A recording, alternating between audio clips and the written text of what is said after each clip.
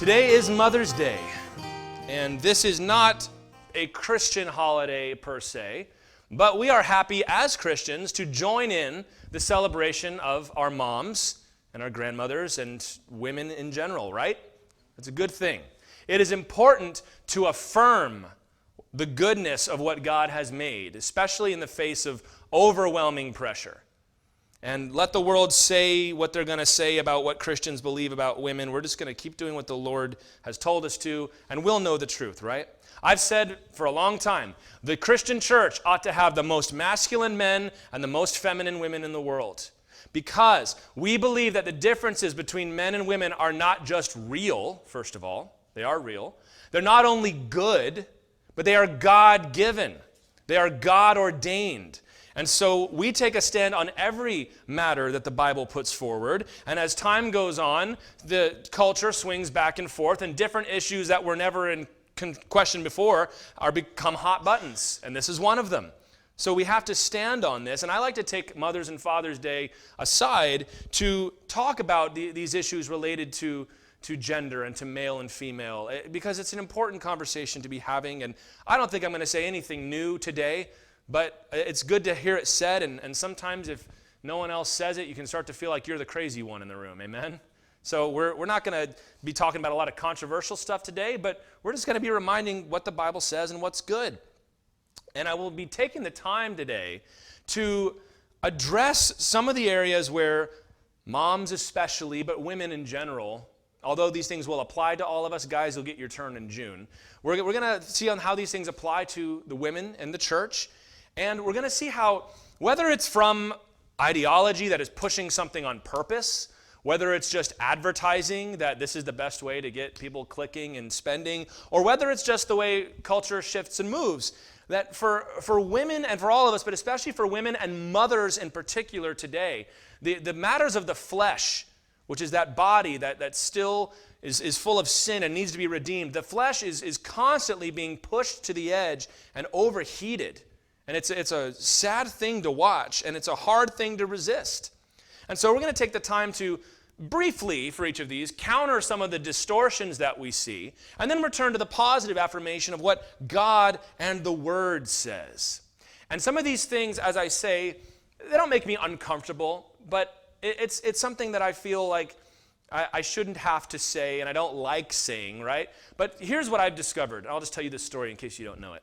One of the last classes I taught for our college ministry before I left Virginia was I think it was 3 or 4 weeks on gender, sexuality, and marriage.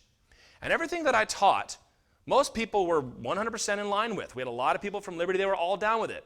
Until the last night when we had a question and answer time.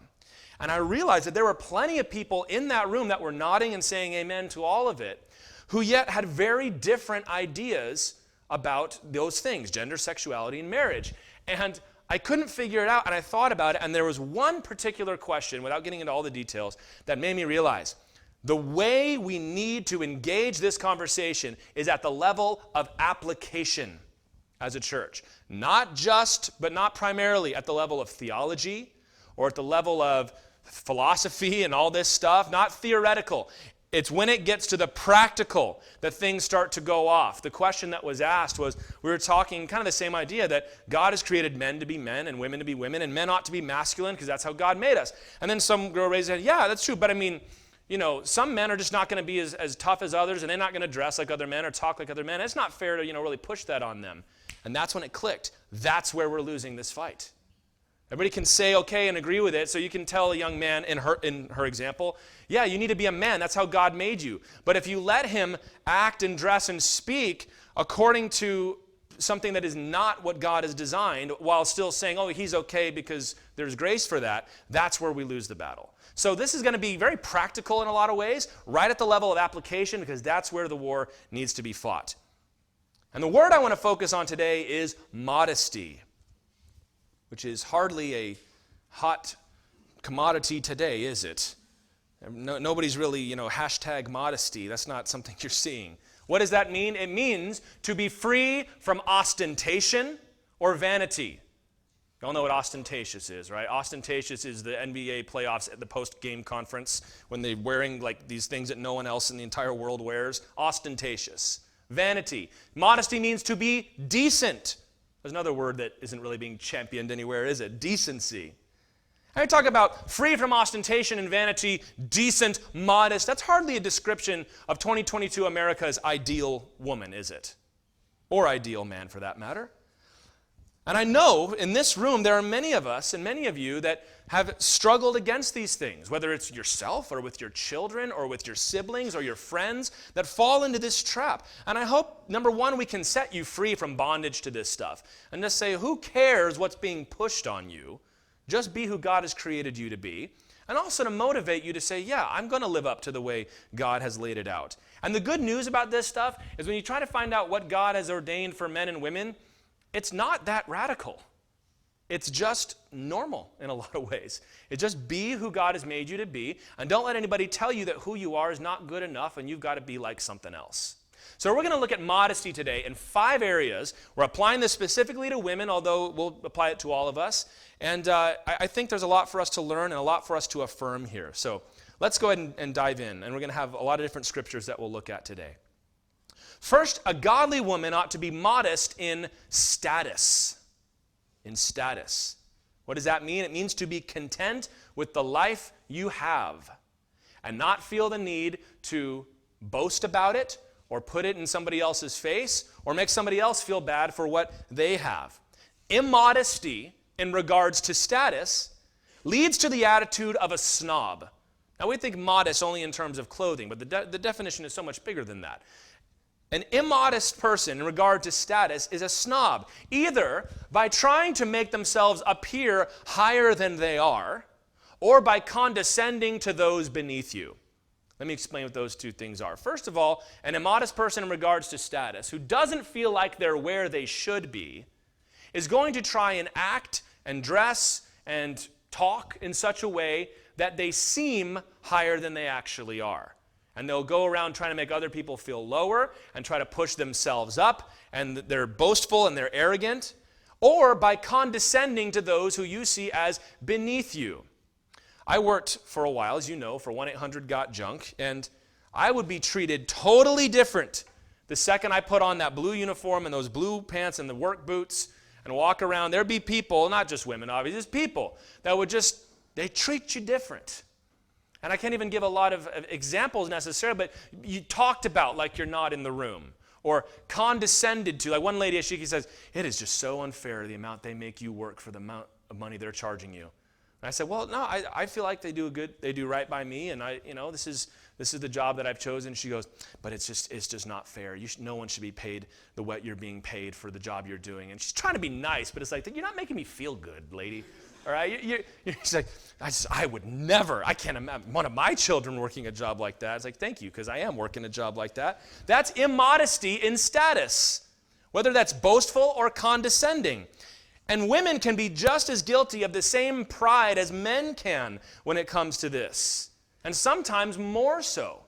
I have found in many cases, in not all cases, but in many, if there is a husband who is very successful, and he has a wife who perhaps doesn't work, stays at home with the family, she can be sometimes more vicious in defending their place and status than he is. And I don't know if there's insecurity related to that. I'm not even going to speculate, but you'll see this, where it'll be great to get along with him, but she kind of wants you to keep your distance. So what does the Bible say? That's immodesty in status, but there's an example from 1 Samuel 25. This is a hilarious but also kind of dangerous story.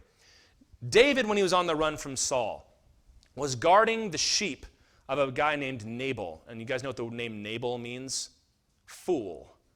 That was the name his mama gave him. So he lived up to it anyway. But David was guarding his flocks, and then sheep shearing came around. That was a big festival, right? It was something they did. So he sent a letter to Nabal, and he said, listen, we've been guarding your flocks.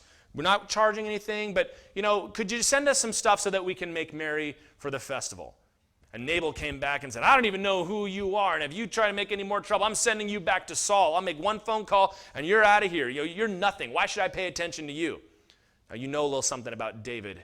David was not a peaceful man, shall we say. And so David said, saddle up, boys. I'll show that man been guarding his flocks. I'm going to see what happens to Nabal when I show up. And so David saddles up with his mighty men to come and take care of Nabal. You ever wonder that phrase, acting a fool, comes from? It comes from that. Just kidding, that's not true.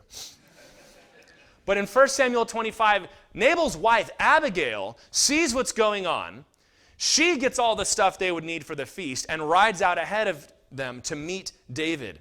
And she says in 1 Samuel 25:26, "Now then, as the Lord lives and as your soul lives," speaking to David, "because the Lord has restrained you from blood guilt and from saving your own land, now then, let your enemies and those who seek to do evil to my Lord be as Nabal, my husband. And now let this present that your servant has brought to my Lord be given to the young men who follow my Lord. Please forgive the trespass of your servant. For the Lord will certainly make my Lord a sure house, because my Lord is fighting the battles of the Lord, and evil shall not be found in you so long as you live." Abigail comes out and humbles herself before David. She comes and she brings everything that they had asked for and everything that they would need. She gets off the horse, the donkey, whatever it was, bows before David. You see the language she's using. She calls him my Lord, refers to herself as your servant. And she says, "Please forgive this trespass." She hadn't done anything, but her husband had. She stepped in. She was willing to share. She was willing to step down from her status. And she was willing to speak highly of one who in society was beneath her, was essentially an employee, a contractor of hers. And that is a great example of modesty in status, whereas her husband, Nabal, showed the exact opposite of that. "You work for me, pal. I just make one phone call and Saul will be down here with a spear to pin you to the ground." That's modesty, what Abigail showed. It dictates that people are people, and they deserve to be treated indifferent to their status. Right? It doesn't matter if I'm rich. It doesn't matter if I'm poor. I'm not going to treat you badly because you're rich. I'm not going to treat you badly because you're poor. Or whatever status marker you're using. I've been at the job longer than you or shorter than you, whatever it might be. And a godly woman ought to cultivate this attitude of modesty in status. It means that she is able to be approached regardless of who she is, especially in the church. And I'd say we do a really good job of that. And I commend all of you for doing that.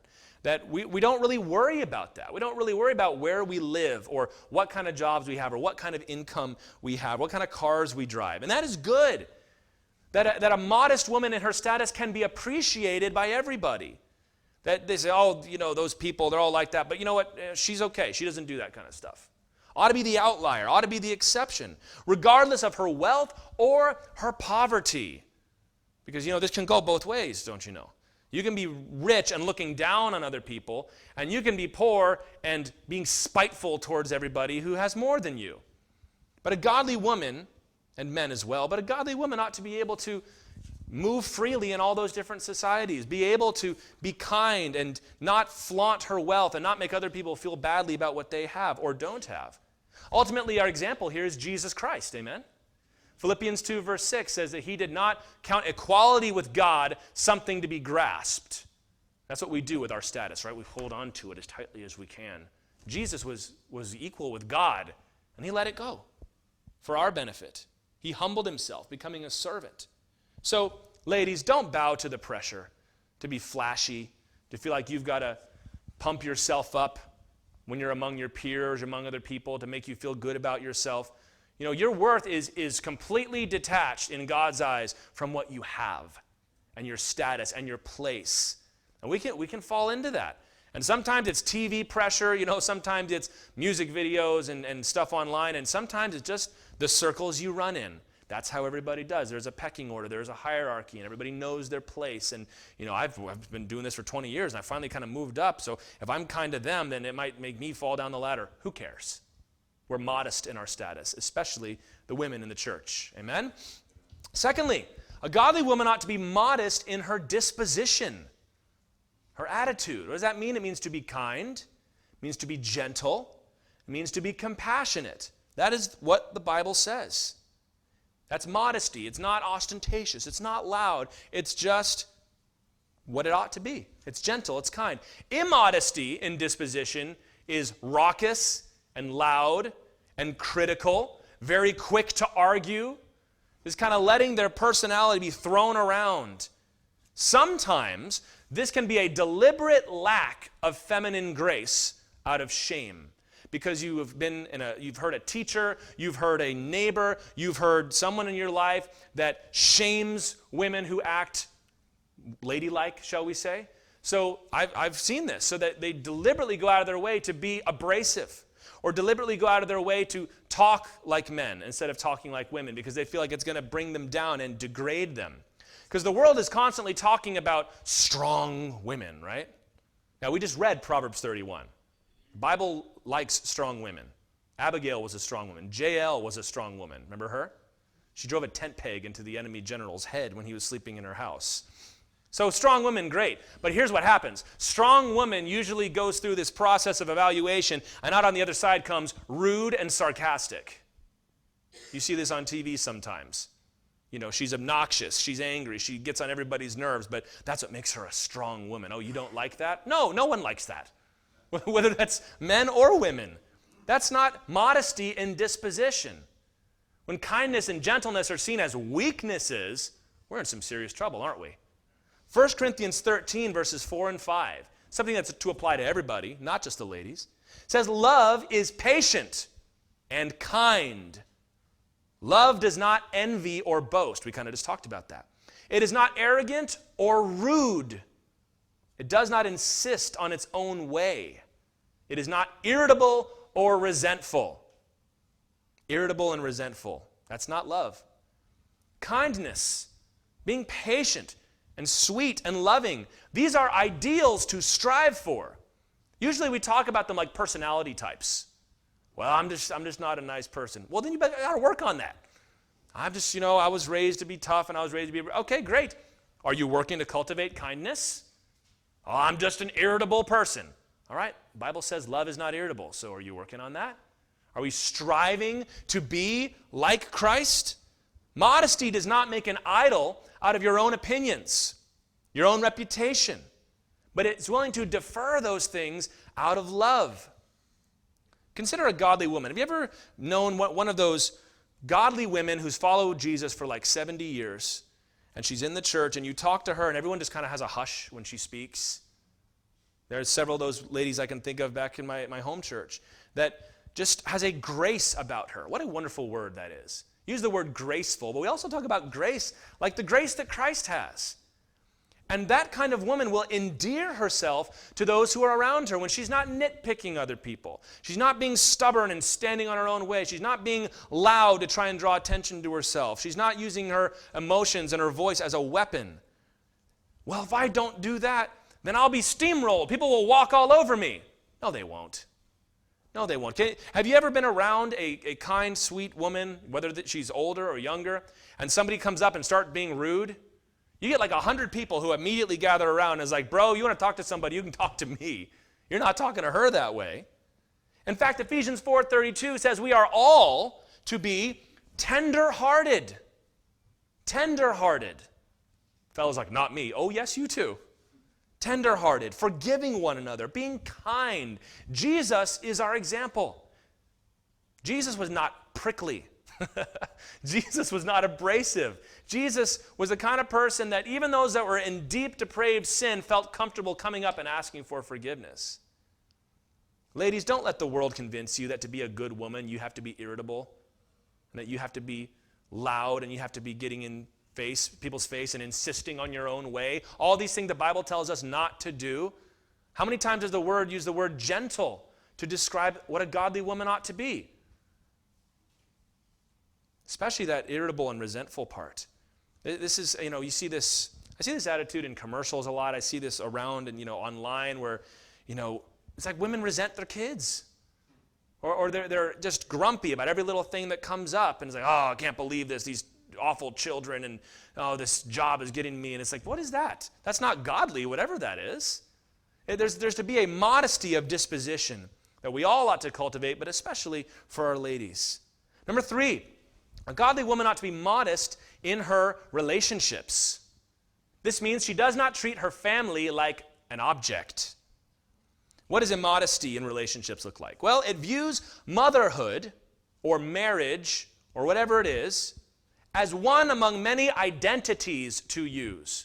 We got a problem with subcultures in the United States, do we not? We're narrowing and narrowing and narrowing the things we're into, and then we take that little thing and we define our entire lives by it. And you see this.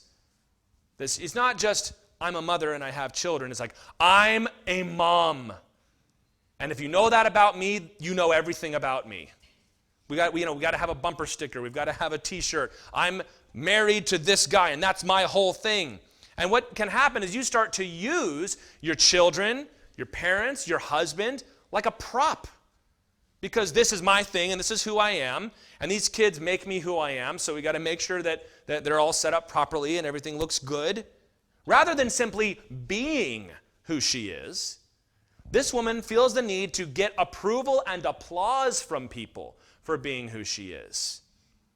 Titus chapter 2, verses 4 and 5 says, "Train the young women to love their husbands and children, to be self-controlled, pure, working at home, kind, and submissive to their own husbands, that the word of God may not be reviled." It's a good thing to put your love and your energy and your attention into your family. That's a good thing for all of us. The Bible tells us to tend your own garden and enjoy it. And don't worry about what anybody else has to say about it. That's one of the greatest blessings God has given us in this life, is to be together with the people who love you no matter what, and the people that you have the opportunity to raise and to watch them grow. Modesty is content to love and be loved. It does not feel the need to grab attention from elsewhere. That's modesty, right? Modesty is not ostentatious, it's decent. So modesty in our relationships means I'm not going to be a mother so that other people can see me be a mother. I'm not going to be a wife so that people can see me be a wife. And you can apply that across the board.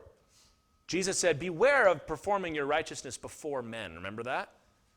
He said, don't even let your right hand know what your left hand is doing. If you're doing a good thing, great. But when we define ourselves by the approval of other people, that's not good. When we feel the need that every time we clean the house, every time we cook dinner, every time the kids do something good, every time we go on vacation, we've got to let the whole world know so that they can cheer us on and make me feel like I'm doing something good. That's not healthy, first of all, because then what happens if you don't get enough response? What happens if not enough people tell you what a wonderful person you are? We don't need to show things off because we're in the moment. We're loving these people. We cheer the kids on at their games because we love them, right? You're taking care of your husband because you love him. We're cooking and cleaning because we love these people. And we're trying to make this house a home for them to live in. Not so that other people will look at it and tell us how great we are. And every one of us can learn this lesson. Ecclesiastes 9 verse 9 tells us that in such a vain, unfair, short life, the good thing God has given to you is to delight in your wife and your children, and of course thereby your husband as well. To eat your food and your drink with joy, and to not worry about what everybody else is going to say.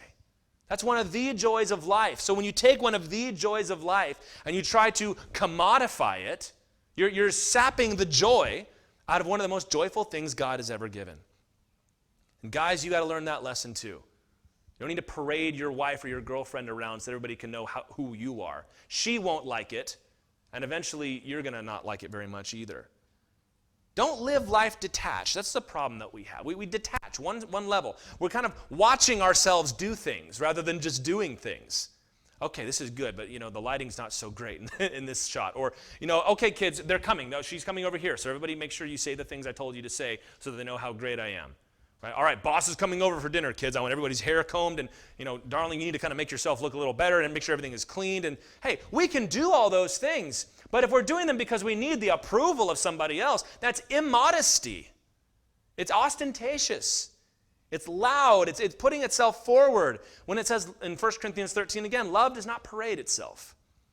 Just be who you are. Don't feel like for me to feel like I'm a wife or a mother, I've got to do these things. The only thing you need to do to be a wife or a mother is to be married and have children. You already are who you're trying to be. So stop striving. Just delight in what's right in front of you. Modest in our relationships. Number 4, a godly woman ought to be modest in her appearance. And this is the usual definition of modesty, isn't it? And we've got to reclaim it because it seems to have fallen by the wayside. Immodesty in regards to appearance is Dressing in order to become an object of lust. Dressing and acting provocatively in order to stimulate attention from men. Promoting and prioritizing the outer beauty to the expense of the inner beauty that the Bible tells us is so important. And you all know you do not need to necessarily be dressed provocatively to be immodest. We've all known that girl, perhaps, where nothing she's wearing or doing seems bad on the surface, but the way she speaks and the way she conducts herself and touches, that it's immodest. And it is such a tragedy that right now it seems that beauty is not being defined by mom. Beauty is not being defined by friends even. Beauty is being defined by the internet. And this is a trap that our young women, and it's not just the young women, are falling into, where they feel the need that if I don't have pictures online that make people go crazy, that somehow I'm not living up to who I ought to be as a woman. And the scary thing, and I thought about saying this, but I'm going to go ahead and say it because I think it needs to be said. The trickle down that you have with young and older women posting provocative images online is walking in the footsteps of the porn star. I'm going to go ahead and say that because that is what is being done. And you can give as many reasons as you want. Oh, this is just me. I want to feel good about myself. I want to do that. What is happening when a young woman or an older woman posts images online that are immodest, that are intended to stimulate lust? It is accomplishing the same thing. We ought to flee from that kind of stuff. That has nothing to do with Christ, nothing to do with a godly woman. And gentlemen, don't you be pressuring your wife to do that kind of stuff. That's an impending disaster that we're seeing this, as if it wasn't hard enough for the young ladies. And gentlemen, we got to stop encouraging that. We've got to stop rewarding that behavior. Ladies, you got to stop rewarding that behavior with each other.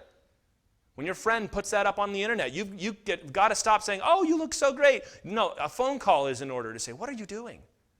You need to honor your body better than that. 1 Peter 3, verses 3 through 4 says, do not let your adorning be external. The braiding of the hair and the putting on of gold jewelry or the clothing you wear, but let your adorning be the hidden person of the heart with the imperishable beauty of a gentle and quiet spirit, which in God's sight is very precious. That whole inner beauty thing that the world talks about, that's God's idea. That's God's idea. And beauty is a good thing. Read the Song of Solomon again, in case you're not sure. Read the Proverbs. Read what it says about Rachel, what it says about Sarah, and what it says about these godly women in the Bible. Beauty is a good thing, which is why immodesty is such a tragedy, because it is a corruption of something that is good.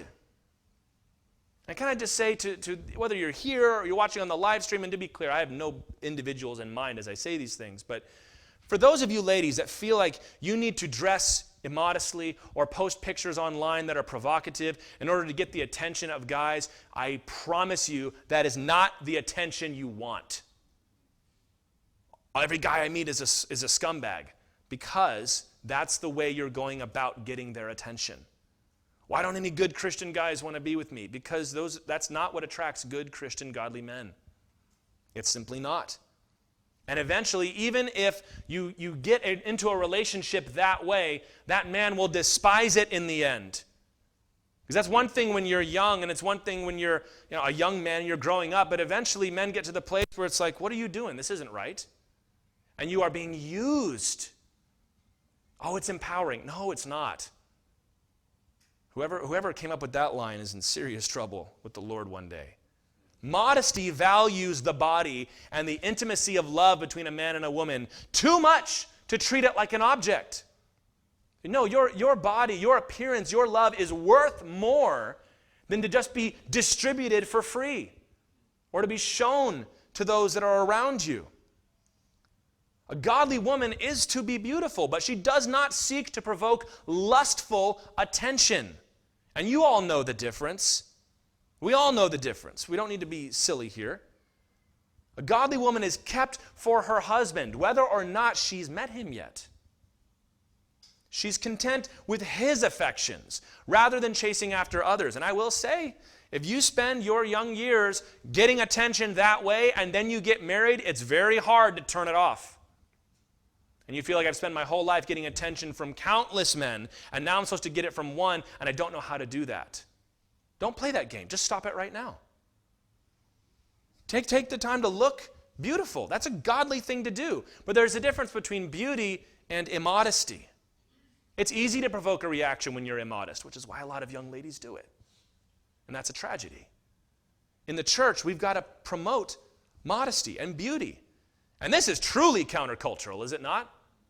There are people that will march in the streets for this kind of stuff. But it's not working. Can we just agree on that? It's not working. Why do so many young women feel cheapened by the men they encounter? Because this is what they're doing. And the fellas are not helping the situation. You'll get your turn in June. Don't worry, fellas. Song of Solomon chapter 2 verse 7 says, "Do not awaken love until it pleases." What does that mean? Do not stir up those lustful affections and attentions until they can be satisfied in marriage. Oh, that seems so Puritan. Yep. But guess who? But this is what Christians do, and it's so boring and it's so lame. Well, guess who stays married the longest? Guess who statistically are shown to be the happiest in their marriages and the most satisfied in their sexual lives? It's evangelical Christians, because we're doing it God's way.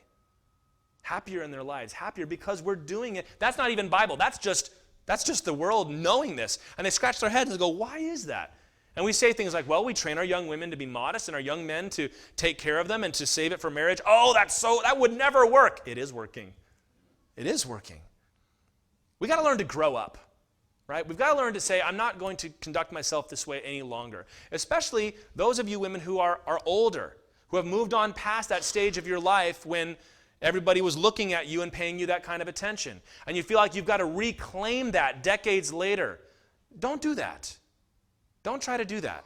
Be content. It's like when you graduate high school, you miss it, but it's over. It's time to move on. This is what phases of life are for Christians. We have that stage of life when we're young and when we're in love and we're Twitter-pated. I watched Bambi with my kids yesterday. We're all Twitter-pated, and there's a time to move on from that. There's a time to have children and move on from that. Then there's a time to have grown children and have grandchildren and move on. We've got to be able to keep moving forward and not grab onto that one phase of life and try to hold it in place. You'll shame yourself. Don't do that. Let me set you free from that. You don't need to be that. Doesn't matter what your friends are doing, because we are only looking for the love from each other. So fellas, you better make sure that you're giving your wife the attention she deserves and needs and is owed by you, so that she doesn't feel the need to go after it somewhere else. Number 5, a godly woman ought to be modest in her occupation. This does not just mean job, whatever occupies your time. Rather than trading your joy for success, we are to be modest in our occupation.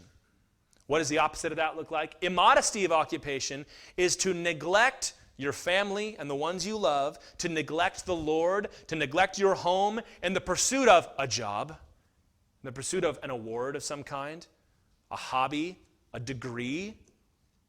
It's not enough just to have it.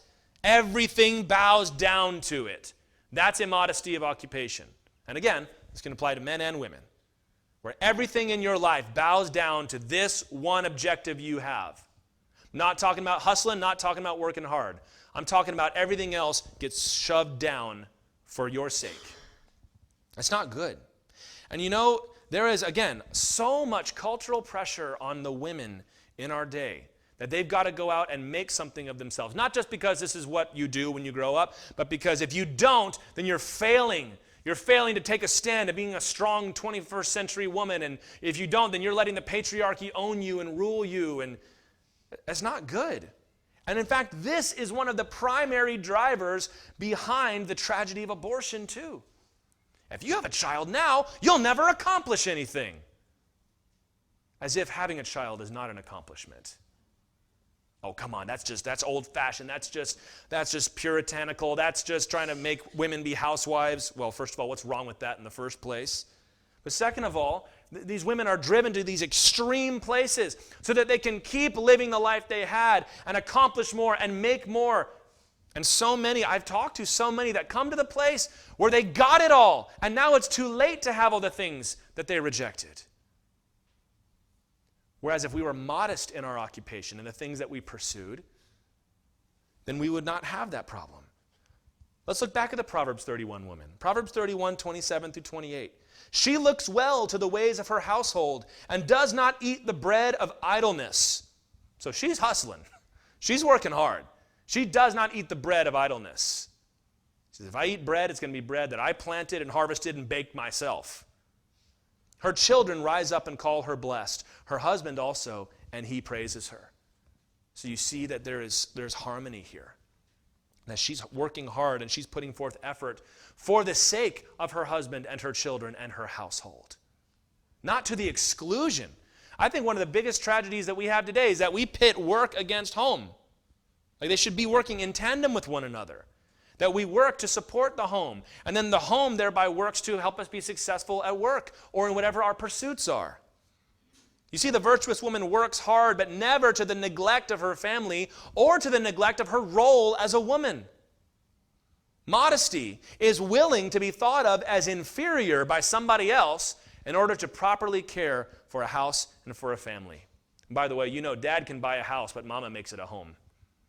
Dads are not very good at that, I have found. As long as everything is kind of out and you know where it is, it's like that's all good.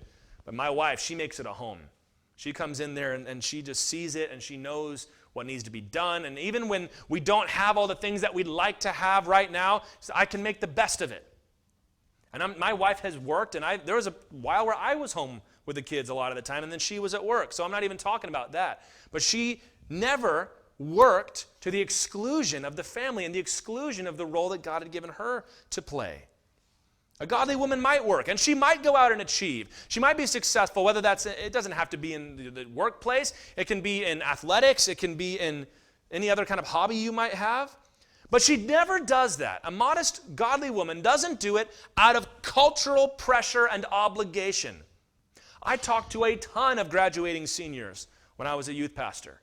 And one of the most common things I heard from the graduating ladies is, I don't really want to go to college. I don't really want to get a job. I would like, I'd be there with Catlin, she'd be like, I'd like to get married and have children and be home like you are.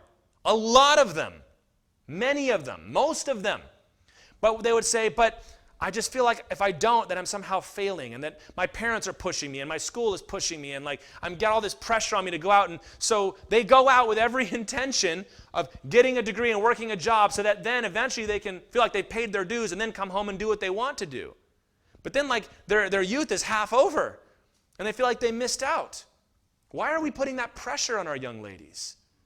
So many people, and I'm speaking now to the older crowd here, that there's this sense that, oh, the young people, they've moved on. It's a totally different culture. They don't want anything else. You're wrong. You're wrong. They want it the way you had it. They want it the way it's always been, particularly in the church. The guys want to be guys the way their grandpas were guys. The ladies want to be ladies the way their grandmothers were. So we got to stop pushing it in the other direction. And a modest woman does not balk at the insults she receives when she declines to advance. When she says, I'm going to raise these children. And then she goes to the ball field, and then there's the high-powered woman sitting next to you talking about all the things she's done. Oh, what do you do? I'm home with my children. Okay, all right. Oh, that's good. It's good that you do that. Oh, we've had those conversations a million times. Oh, so just one income, huh? So is that hard for y'all? Oh, we've had that question before, for sure. Oh, it's just so hard. And here's the thing. Can I just say this as an opinion of mine? I'm not trying to come at anybody. But a lot of times what you see when you've got both of them working and both of them doing the job, one of them is just paying for daycare. Like daycare costs so much that the other one is working the job to pay for somebody else to watch the kids. Nothing wrong with that necessarily, especially if you need it.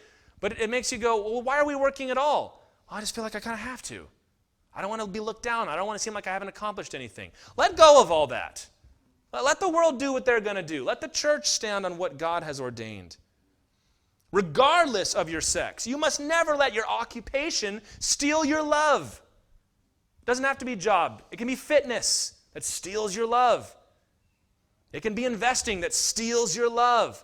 It can be your friend group that steals your love. Psalm 127 verse 2 says, you can stay up late and eat the bread of anxious toil, but if God doesn't build the house, it's not going to happen. You've got to let the Lord lead you. There's such a strong attack on our wives and our daughters that are just scoffed at. Scoffed at. Let's disregard that scoffing together, shall we? Can we as a church just prioritize and value and celebrate mothers and wives? You know, the world says they do, but then they say, well, unless you're acting like men usually act, you're not a good woman. It's kind of silly, isn't it? Are these ideas old-fashioned? Yeah. Yes, they are. I think people are ready for a little old-fashioned, don't you? Yes. The key is modesty. What is modesty again? It's a lack of ostentation. It's decency. It's a lack of vanity. It's contentment with a quiet smile. Modesty knows what it has and doesn't feel the need to parade it. It enjoys what it has. It knows what it lacks and doesn't worry about it. Other people yell and scream, and you just kind of smile and say, well, you can think that if you want to. The family is to be that supportive unit where it's like, I don't care what the rest of them are saying because we have each other. I've said this about the guys a million times. Ladies, if you support and love your husband, it doesn't matter what happens on in that job. He'll get up and he'll go conquer the world tomorrow. Same thing for your wives, gentlemen. If you come home and love her and prioritize her and tell her how much you appreciate her and care about her and give her the affection she deserves, she's not going to be tempted to go after these other things. Same thing with your kids. Make them feel safe in the home. Make them feel wanted, because they are wanted, right? But make sure they know that they're wanted. Don't provoke them. Children, same thing for your parents. They've never done this before. They never had kids before they had you. So give them a break every once in a while. Take it easy. Love them and show them. And the family stands together against the assaults of the world. That's why God gave us family in the first place. As I said, the battle is won or lost at the level of application. Oh, yes, I agree with all that stuff. But then somebody says, but don't post those pictures online. Well, hey, look, you can't tell me what to do. Okay, well, right there, that's where we're going to lose the battle. We talked about these things. Let's run them again. Modesty in status. We don't care whether we're rich or poor, and we certainly don't try to put it on somebody else. Modesty in disposition. We just read a kind and gentle spirit. Kindness. Approachableness. Modesty in relationships, not treating your family or your friends or the people you love like objects, but just enjoying what's right in front of you. Modesty in appearance, just like you always think. Beauty is ruined by immodesty, so don't go there. And number 5, modesty in occupation, whether it's work or whether it's fun or whether it's anything else. Don't trade joy for success. Don't trade that love that only comes in the family for success. And I know we've been applying this to the women, but guys, there's plenty for us to learn here too. But guys, we got to be the champions for the women in our lives and not let that constant voice that you hear on TV, online, in music, and the radio that tells you you don't have anything to say, you need to just shut up and let it go. Be a man and lead your family. Love your wife. Support her. And don't let her fall prey to those pressures that are not good for her. Your daughters, your nieces, your friends, your daughter's friends that come over, your wife's friends that come over. You stand up and be a rock of support for them. So on this Mother's Day, ladies, we celebrate you. Our mothers, our grandmothers, our future mothers. Don't let the world stir up your flesh, but delight in your families. Live your own life and delight in your own life. And above all, serve the Lord Jesus so that when you stand before God and he says, how did you serve me as a mother? You'll be able to say, I served you well, Lord.